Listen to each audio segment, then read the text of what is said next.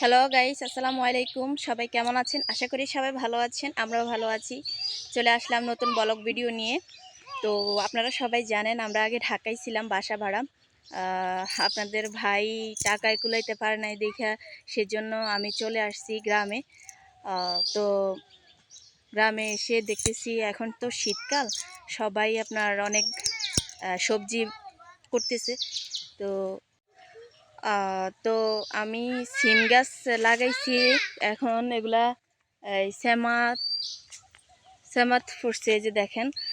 এগুলা শ্যামার ভিতরে ফরাতে উপরে বাঁশ মুড়া, তো সেজন্য হইতেছে না। এগুলা রৌদ্র লাগে, রৌদ্রের ভিতরে রোপণ করলে আপনার তাড়াতাড়ি এগুলা গাছগুলা বলে এবং সিম ধরে।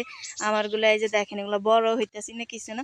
তো আপনাদের ভাই ঢাকায়, তো আমি তো আর গাছে উঠতে পারবো না। আপনাদের ভাই ঢাকা থেকে বাড়িতে আসলে তারপরে বলবো এগুলা কাইটা দিলে, তো এই যদি গাছগুলা বড় হয়।